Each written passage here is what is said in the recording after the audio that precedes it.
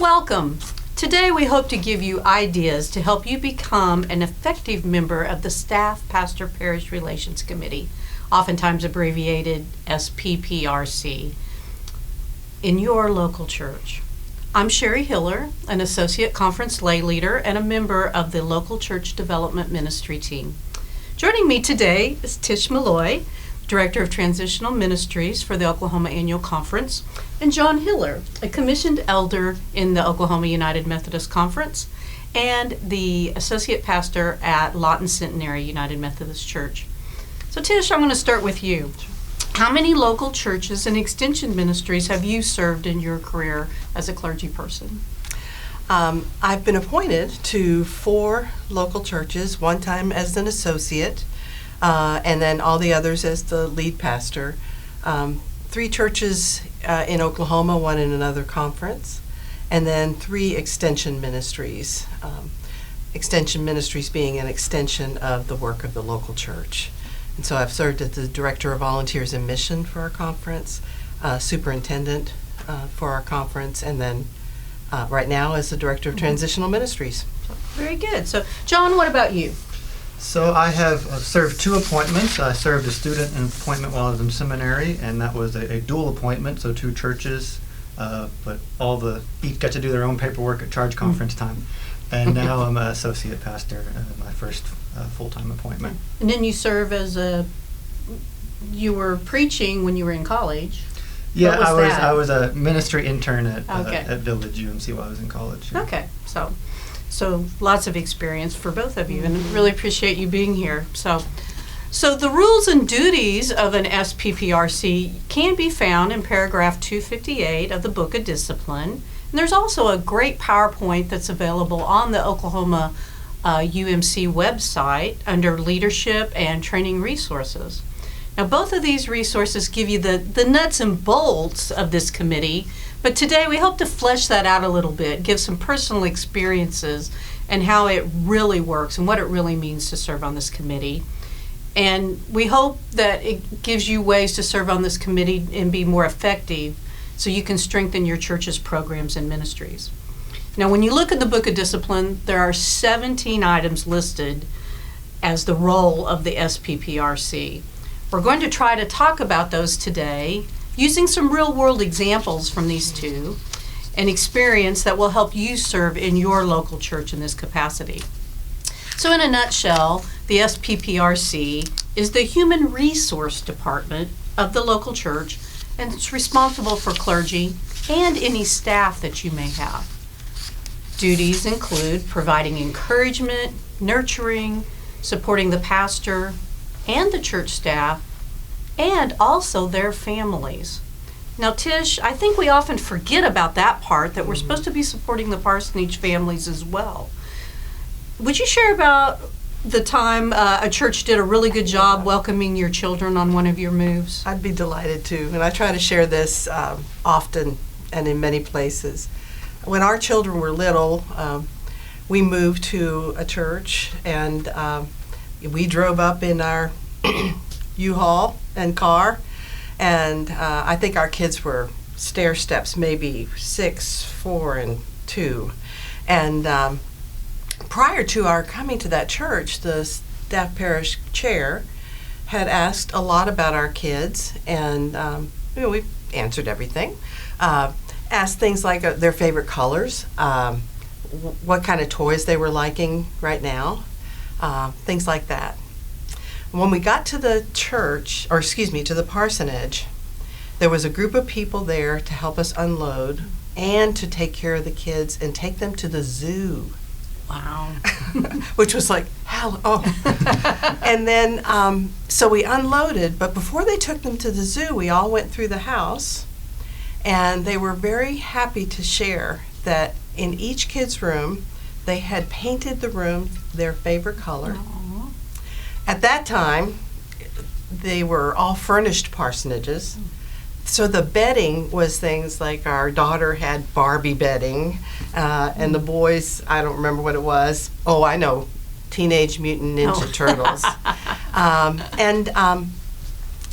There was a toy on every bed. Wow. You know, kids leave their schools, they leave their friends, and this is a huge adjustment for them.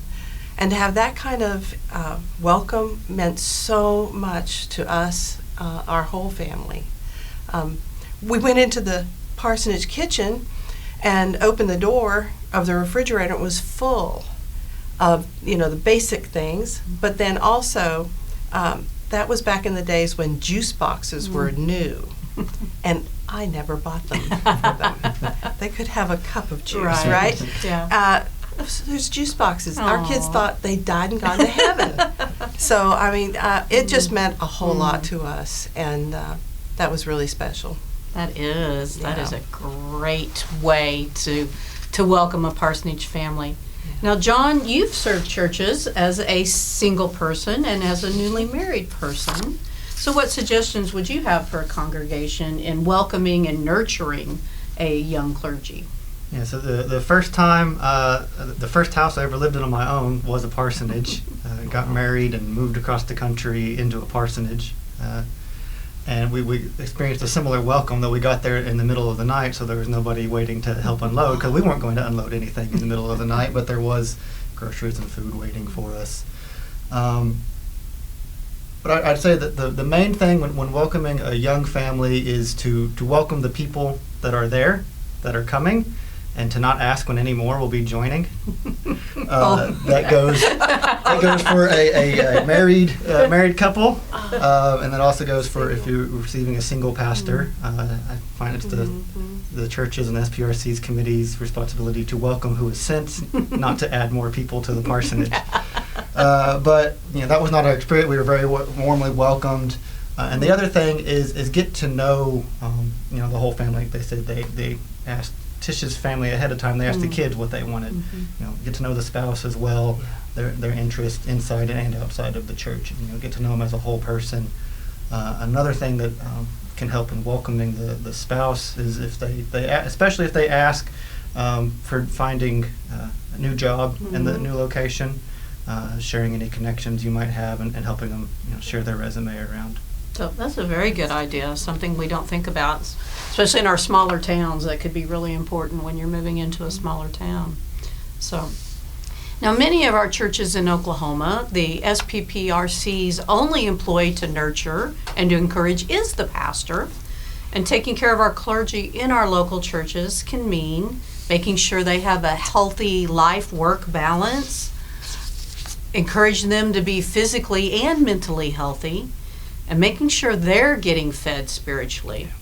So John, could you talk a little bit about how an SPPRC could be encouraging to a pastor about taking vacations, and then when they are gone, who's going to do the work, who's going to fill the pulpit? Yeah, so I've been very blessed to serve churches that not only let me take vacation, but encourage me to take vacation. And that's really helpful. Pastors, we care a lot about our communities and our churches, and we can really get dug in and focused on, I got to be here and I got to help and I got to serve. And it's nice to have that reminder of, you can go, it'll be okay, we'll hold down the fort where you're gone. So the committee can work with the pastor and making sure to provide for pulpit supply and coverage for pastoral care while the pastor's gone. Part of planning vacation is planning that who's going to fill in. So let the committee know ahead of time and start working on who's going to preach, who can people call if there's somebody sick or in the hospital. So this is a great time to plug Lay Servant Ministries. Yes. Okay. Contact the director of Lay Servant Ministries in your district, and they can provide you with a wonderful lay speaker or lay servant to cover. I've also found other places if you're looking for other pastors to fill in, if you have a retired pastor in your congregation or nearby, or those in extension ministries are often looking for opportunities to preach. So if you have a newer pastor to your area as a committee, kind of know who's filled in before, and offer that up, and work in conjunction with the pastor to cover those areas. Great advice. So, and Tish, would you please share any examples of what taking care of our clergy can really look like in your experiences? I think people need to remember that when clergy are leading worship, they are they are experiencing worship, but they're experiencing it in a very different way than those who are in the pews. And so their clergy need time to also worship, to attend to their spiritual lives.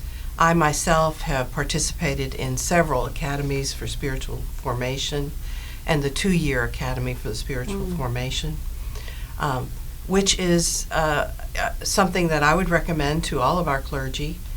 And it is also something that requires time that is not vacation, but it is time away from the local setting. Very good point. So all the things that John referred to in terms of coverage, you want to make sure that there are persons in place that can be dealing with pastoral care and urgent situations, as well as the regular day-to-day work of the pastor while she or he's away on a time of spiritual growth.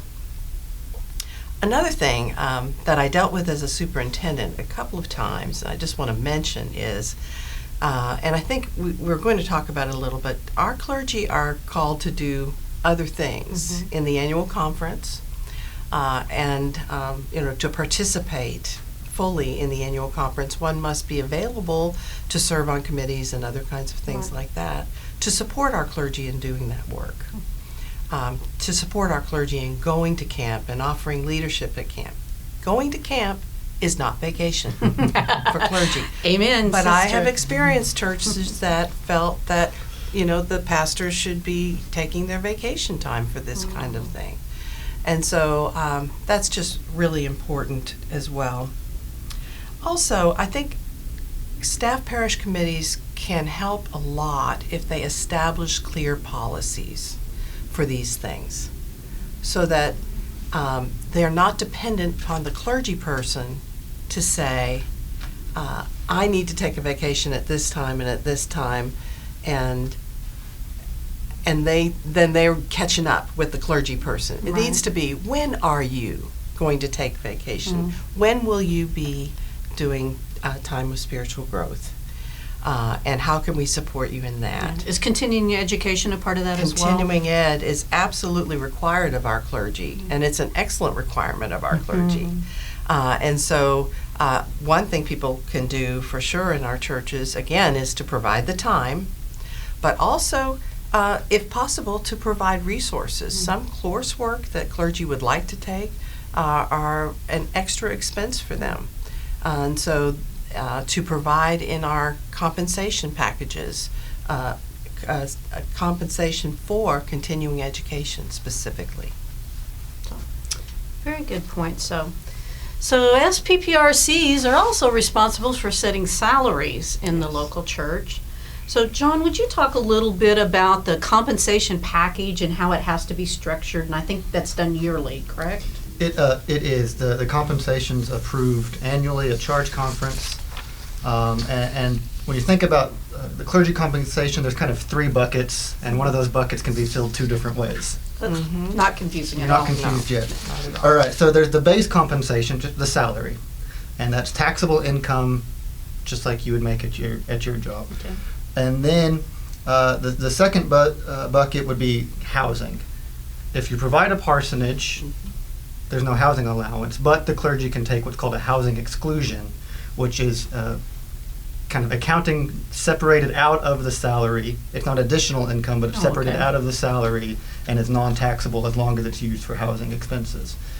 The other way to fill that housing bucket, if there's no parsonage, is with a housing allowance. I don't live in a parsonage. My church provides me a housing allowance. And then the third bucket is the accountable reimbursement, which is covers expenses for travel, some business meals, that kind of thing. Everything in accountable reimbursement, has to have a receipt. It follows IRS standards, just like any other accountable reimbursement or expense account that you might have. Within that, there are some elections made by the pastor. As I mentioned, the housing exclusion, that's a choice the pastor gets to make. And then there's also before or after Ross contributions to the UNPIP, which is a kind of the Methodist personal investment plan. Yeah. Okay. And then, as you mentioned, it's approved, needs to be approved every year. That the whole compensation form, it's got all of the boxes that you can make these elections in, and it comes out with a formula, and that also tells you how much the church will be charged by the annual conference for health benefits and matching retirement contributions, and also contributions that the church makes to the pension fund. Okay. And those are approved annually, and they need to be approved annually for tax purposes, so that these non-taxable incomes, the compensation form approved at charge conference is the official tax record for the housing allowance and exclusion. Oh, very good. So, and Tish, would you talk about the strategies and importance of determining salary and other allowances for the pastor? For the pastor? As a superintendent, I spoke with many pastors and many SPRCs about this matter. Our pastors tend not to advocate for themselves in regards to salaries. That just seems to be something that clergy are less apt to do. However, the SPRC should be advocating for the congregation and for that church in regard to a salary level that's commensurate with the work expected of that particular clergy person and expertise. And in my early part of my ministry, I didn't do a very good job of this. I learned as I went, and then so in my last appointment as a clergy in a church, regarding clergy and staff, I worked with the Staff Pastor Parish Relations Committee to help the congregation to understand that a cost of living raise is not really a raise. Mm-hmm. It is a level. If our clergy as well as our staff do not receive a cost of living raise as often as is possible, we are essentially giving them a diminished salary from what they had the year prior. And so I've recommended to churches that I've had the opportunity to be a part of this process in, that they do their very best every year to have a cost of living raise, and then to always do a good job of evaluation and of providing good, solid information to clergy and staff about how to improve their work in behalf of that congregation, so that they can receive and benefit from a merit raise. So I think those two things are important, and it's important for the Staff Parish Committee to work in that regard, because our clergy often will not focus on that on behalf of themselves or the staff, and it's really important to keep good staff. Yeah. And I mean, as a member of the committee, it's just what we would expect at our own work. Yeah. You know, if we're not getting cost of living raises, we're losing money. That's right. As you said, so it's no different than that. Right. So we talked a little bit about clergy housing, and it is also on our list of duties on the SPPRC committee. Now, most aspects of the upkeep of the parsonage do fall on the trustees of the church, and if your church doesn't have a parsonage, as John was talking about, it's really our job, being on the committee, to help our church understand the importance of providing a reasonable allowance for housing costs in your area. So John, as you said, you currently do not live in a parsonage, but have a housing allowance. And maybe if there's a little bit of the process you didn't explain already, if you want to elaborate any, but have you learned any lessons from now you've lived in both, you've had a parsonage and now you have a housing allowance. So anything that you think would be helpful to our committee members? I guess one thing that was kind of helpful and might be confusing is I talked about salary and housing allowance. It's one check, at least the way that we do our accounting. It's it's kind of part of the total compensation. But like I said, the housing allowance isn't taxable. Now, it's not taxable as long as it's used for housing costs. So it's important for the clergy to keep receipts, to keep track of those expenses. So the housing allowance and housing exclusion can go towards rent or mortgage payments. They also can go towards utilities and some house maintenance and repairs. Like a new heat and air conditioning system? Like a new air conditioner that goes out the day after you close. Yep. Yep. So, Tish, now you shared with us how you shared with me before how a church encouraged building relationships between the congregation and a pastor with an open house. Yeah. But it had a little special It twist was- I hadn't heard of before, and I really liked this. This So was would so you share clever. that with it's us? so clever. This church held an open house at the parsonage. Every pastor was expected to do this, every family, in the Christmas season, Advent and Christmas season. And one of the expectations that they'd come to have in this church was that the things like the dishwasher, the washing machine, dryer, all those kinds of things, they kept a little note as to what year they were purchased. And if there was a problem with anything, the pastor's family would just put a note on that we're having a little trouble here. And as they had the open house, folks would just kind of see what the needs were. And before it was over, usually within a week, all of those needs were provided. I think that is but genius. if you don't do that kind of thing, if people don't come and see their parsonage and see how it is blessing that family, and maybe how it can be burdening that family, they won't know. And our folks are generous, and they want to provide good places for our clergy to live. And so I just thought that church was so clever in how they did that. Yeah, so I know. So, John, something you said made me think about churches need to realize, especially with maybe younger clergy, and not necessarily just younger, but people in new experiences, they may not understand all these tax codes and their responsibilities. So, as an SPPRC, you can almost you need to be a mentor sometimes to young people. And again, it could be older people if they're not used to taking care of that side of their household. Just what all these ramifications are and what they really need to be doing and making sure they're following the law. And they might also be living in their first house 1,000 miles away from any parent who can help them know what to fix when the dishwasher goes out. So, taking care of the family and not assuming that they can fix the stuff in the house themselves. Yeah, very good point. So, and we talked about this a little bit earlier too, but I want to really touch on it a little bit more heavily now. Yeah. Clergy are often asked by their district superintendents or the bishop to serve in ministries outside their local churches. So I want to ask both of you, what are your favorite extracurriculars and why are they important to participate in?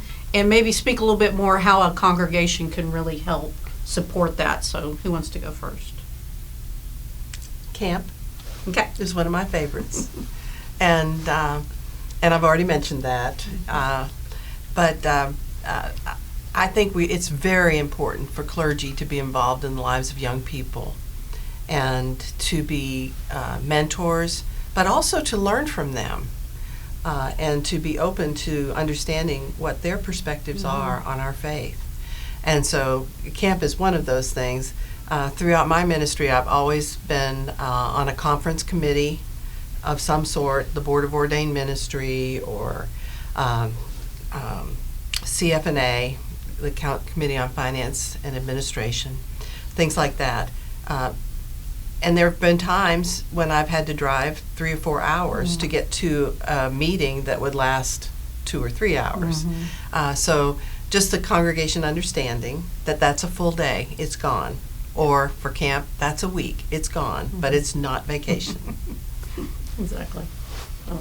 John, I know you're a big camper as well, but you have other activities that you do outside, but you can talk about camp too. We'll talk about camp. Well, you may. Yeah, so I serve on the Crosspoint Site Development Committee and also the camp Board of Trustees for the conference. And I was just echo everything.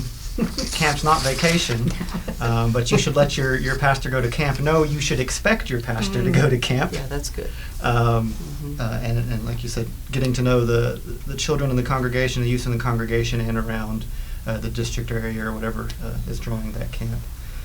But also echo, it's not just kind of the business meeting part of letting your pastor go to meetings. There's a spiritual formation part, and I get a lot of benefit out of going to see other clergy and other people at these meetings across the state. A couple weeks ago we had the orders meeting where I just got to talk to other elders and pastors from across the conference, and that was just a great day.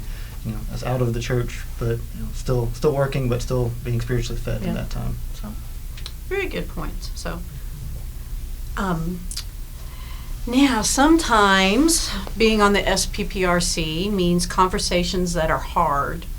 Part of the committee's work is evaluating staff and clergy, providing them with constructive feedback and critique, and sometimes having that "it's time to move on" conversation.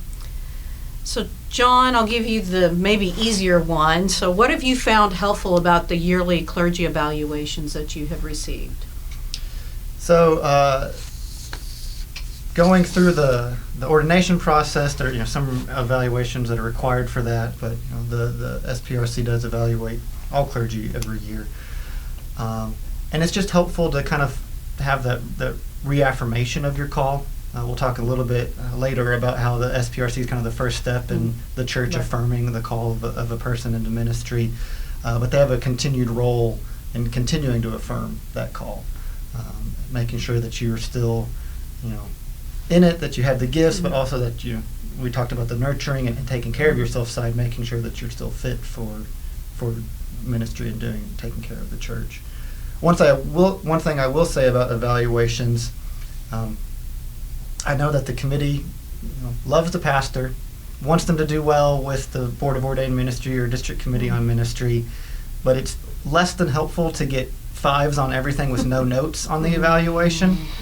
If you really love your pastor and think they walk on water, sure, give them 5s on everything, but at least add some notes on why they're doing so well or how they can improve. But really, most of the evaluation questions are 1 to 5. 3 is satisfactory. Good.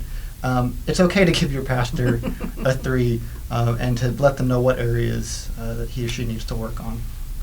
Very good point. So, now, Tish, how does the cabinet, which is the bishop and the district superintendent, use these evaluations? Are they really important? They're very important. They are very important. And John, I cannot say how much I agree with you. To just give all 5s to a pastor and no notes doesn't help the district superintendent when she receives a call just before conference where we're now hearing from the SPR, we think it's time for this person to move. Why?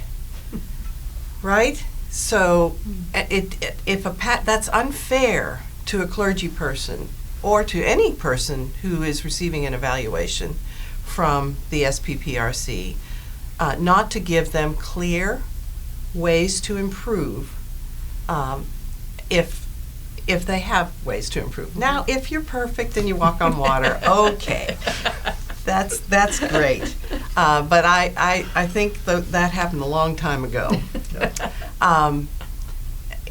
Another thing that really helps the superintendents is if there's a clergy person that has particular gifts, where a superintendent can know, this church that we're thinking about sending this pastor to has these particular needs, and this person has those gifts. That's very, very helpful to the bishop and cabinet in time of appointment. So those are important.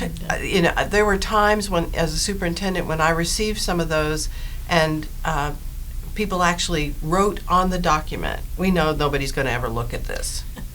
While I'm reading it, I see, so people, they're important, and we do read them. We read every one of them. Good to know. So can you think of any good feedback or encouragement you've received from an evaluation that you want to share? Well, sure. I did receive a note, constructive criticism that, especially when I was in seminary, someone said, "Your sermon, you're preaching to the rafters. You're way over our head. Tone it down." And that was very helpful to know. I needed to communicate differently and translate some of these theological topics to more everyday language. Were you talking in Greek again? Probably. Okay. I was helped by an SPRC when I made the transition from being a pastor of a small congregation with a part-time staff person for secretarial support to a congregation where I had then a staff to have oversight over and very little experience doing that. And so I actually told the SPRC I wanted their assistance in this, and several of the people on that committee were in business and did that kind of work regularly and mentored me through that process. So I did get evaluated, but I also self-evaluated, which is also important for our clergy to do, to be honest with our staff parish committees, and because if we are honest and open with them, we'll elicit that kind of response as well. In other words, give permission for honesty. Right. Yeah. It's hard to tell your preacher, we think you preach a little long, right? Or you're preaching to the rafters. That was a good example. That's not an easy thing for a person to say. So to invite that is really important for the pastor to do. Good point. Very good point. So now we're going to talk about one of the least pleasant duties of the committee. How is it best to handle it is time to move on conversation? So I'm going to start with you, Tish, on this one, since maybe you've had a little more experience. Yeah. Oftentimes, both the clergy and the committee feel that at the same time. The hardest times is when they don't. When the clergy, for whatever reason, maybe that they just love that church and want to remain, or one of the common struggles is a clergy family with children in school, and perhaps it's time for the clergy person to go to another setting, but their child or children are in particular activities or close to the end of their school time, and that can be just really, really hard. And just whatever you do, involve the superintendent in these conversations early on as you can, so that she or he can represent both the church's needs as well as the clergy and their family. Okay, thank you. John, do you have anything to add? Yeah, the only time I've only moved appointments once, and so that was pre-planned. I was graduating seminary and I was going to move back to Oklahoma, so we knew ahead of time about the time I'd be moving, but it was still important to have that communication early on with the committee and with the district superintendent. And in that circumstance as well, the churches were also having conversations not only about changing pastors, but changing the kind of appointment. For financial reasons, they needed to move to something that was more affordable, and so letting the SPRC kind of making that decision and letting the district superintendent know as soon as possible so that they can start working on those adjustments. So now we've been talking a lot about clergy, so now we need to talk about staff, because some churches have staff, and it's also the SPPRC's job to set the employee policies. We've talked about the importance of having policies and handbooks, salaries, we complete evaluations, and help determine the effectiveness of the programs in the areas that the staff are serving. So John, what are some examples you could give to SPPRC members on being effective in supervising church staff? Well, first, make sure that you have clear job descriptions for all of your staff, and that they are up to date. In the church, our job descriptions often don't match what we do because ministry needs change over time, especially if your job descriptions haven't been updated since the pandemic. I'm sure everyone on staff is doing much more video recording than they did before. And so first, make sure you have clear job descriptions, and then most staff report to a pastor or another ministry director directly, but if you are doing any of the reviewing of staff, review to the job description. Don't expect, don't nick your church custodian for not fixing things when his job description says he's going to be cleaning and setting up rooms. Right. So clear descriptions, clear expectations are key. Just like with any job, so nothing's different. So, and Tish, when it comes to supervising staff, what role does the clergy play? Well, the clergy, as John has said, are often supervisors of some or all of the staff in their church. And so they're expected to report to the Staff Pastor Parish Relations Committee on the staff that they supervise and do all of the things required to be able to provide that report. Good evaluations, good communication, and clear expectations. Another thing is a lot of churches don't have employee handbooks that are up to date or at all. And one of the resources that is available from the annual conference is an example of a good employee handbook for a church that I'd recommend every SPPRC provide. Employees want to know, all the things they need to know, and employee handbooks are helpful in clarifying those things. Very good. So an area of responsibility for the committee, as outlined in the Book of Discipline, is one I think is oftentimes overlooked.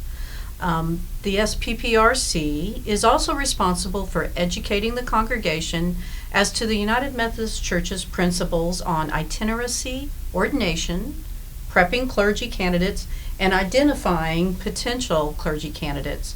So John, we talked just a smidge about this before, but so what do you see the role of the local churches in identifying and prepping potential clergy candidates? Right. So when a person hears a call to ministry, the first chance the church kind of gets to respond to that is through the SPRC committee, interviewing them, evaluating whether or not they have gifts for ministry and potential for ministry. And I still look back fondly on talking to my SPRC about my call and sharing that experience with them. So it's good to support people who come to you and say, I have a call. It's even better if you're looking out into your congregation and thinking, who's involved in everything? Who's always there when the doors are open? Who's active? Who's already teaching? Who's and identifying candidates for ministry, and maybe asking them, hey, do you think you've heard a call to ministry, or what do you think, is God calling you down this path? Very good. Yeah. So, and Tish, maybe you could talk a little bit about ordination and itineracy. Sure. And I just want to affirm what you said, John. There's nothing like hearing another person say, I believe you have the gifts to serve in ministry. That sometimes people are not responding because they think they may not have those gifts, and to have someone else affirm that is important. Now, in terms of itineracy, that's a part of our United Methodists, past, present, and I hope future. And the itinerant ministry is what's called a sent ministry. United Methodist ministers are sent by a bishop into their places of service. Now, it has evolved over the years. I have known pastors and pastoral families who have said, we went off to conference, and our wives at that time were home packing just in case. And that's where we heard where we were going to be appointed. That's not the way we do things anymore. Thank the Lord, right? Yeah. Now, the district superintendents, in consultation with the clergy as well as the SPRC of each church, determine what recommendations they would make to the bishop and the cabinet for the future, and what needs to be done for the future of the entire conference. Sometimes a person is doing great work where they are, and they are well satisfied in that work. There is no need for a move at that time, but the gifts that person has may be needed in another place. And the church that they are serving may be a place where another person can come and fulfill the ministry there. So sometimes there are surprise appointments or changes. But most often, they are not surprises anymore. Most often, that consultation has been happening for quite some time with the pastor as well as with the SPRC. And then the district superintendent will call the Staff Pastor Relations Committee if an appointment is being made, and let them know that, and come and visit the Staff Parish Committee. We will invite the pastor and their family to visit. So there's a whole process now that's more than going to conference and seeing your name on a list. at another church. Right. Yeah, Yeah. exactly. Yeah. So, and ordination, maybe just quickly for people that aren't quite familiar with that term, how would we talk about ordination then to our congregations? In the United Methodist Church, we have 2 orders for ordination, the ordination of deacons and the ordination of elders. And they both have very similar educational and practical requirements for ordination. They just have different focus for their ministries.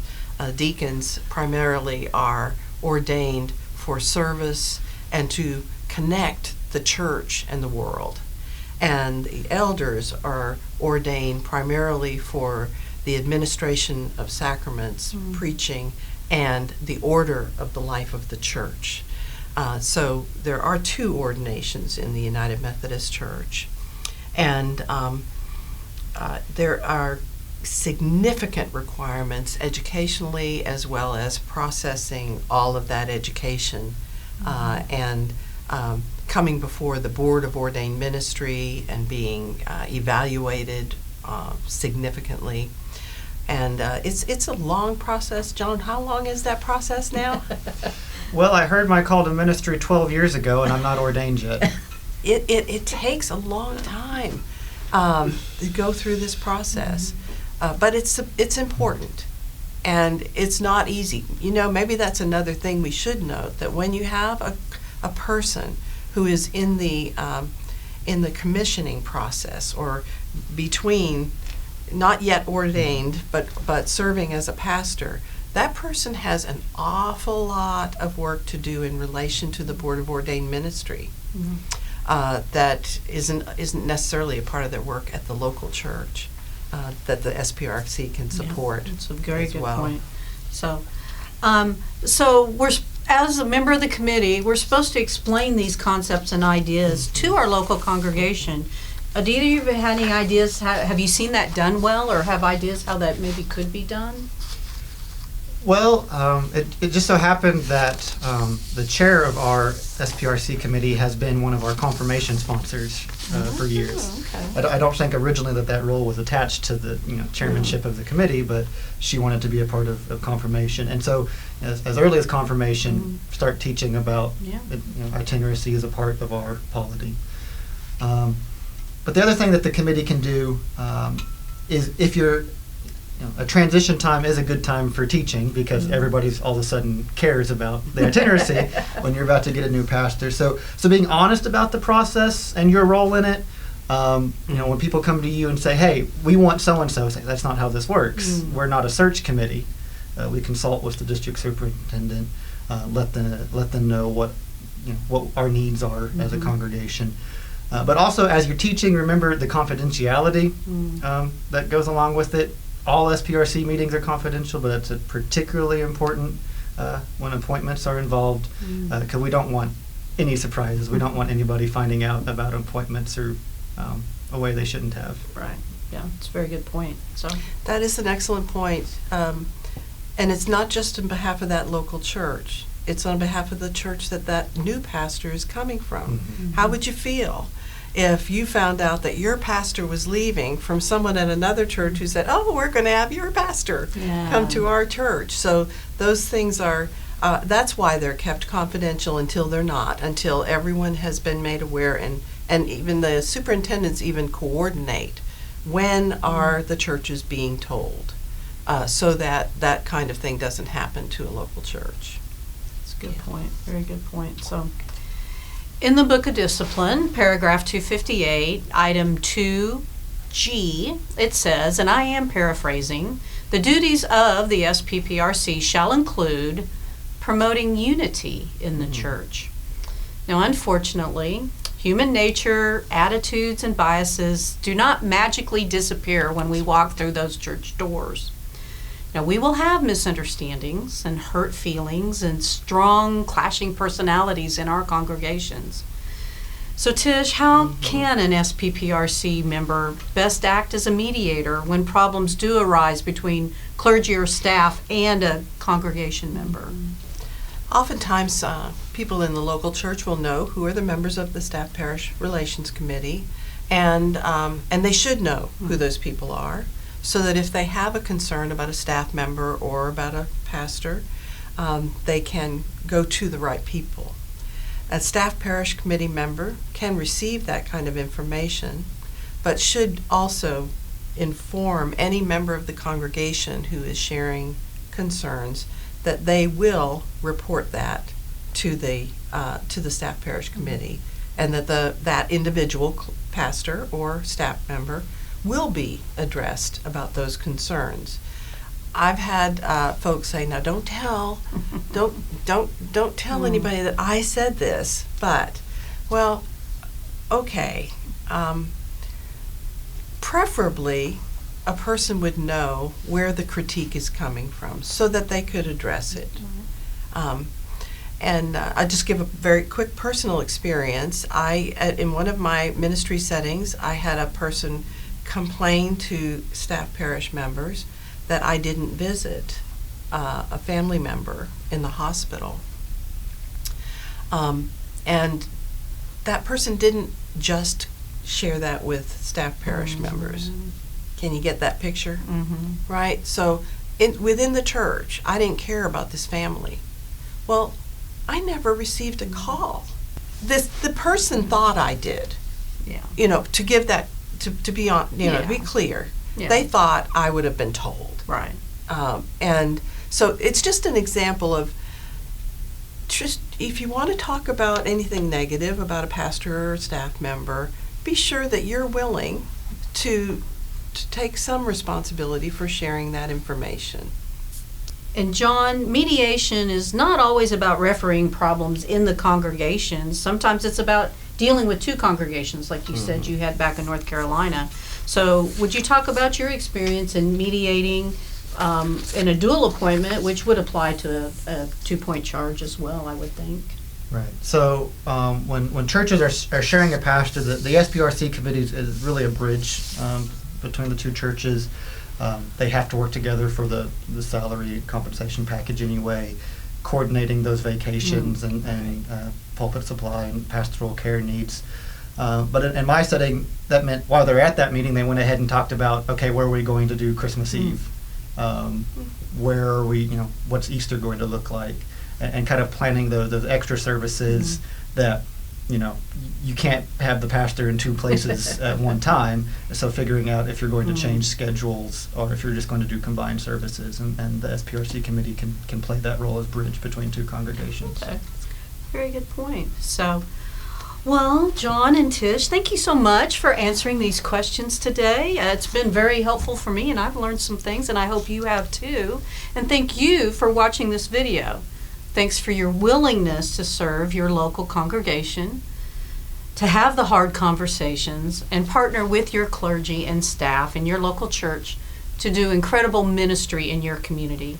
And again, please look at paragraph 258 in the Book of Discipline and the PowerPoint on the conference website. Your district superintendent is also a great resource when you do not know where else to turn. God bless.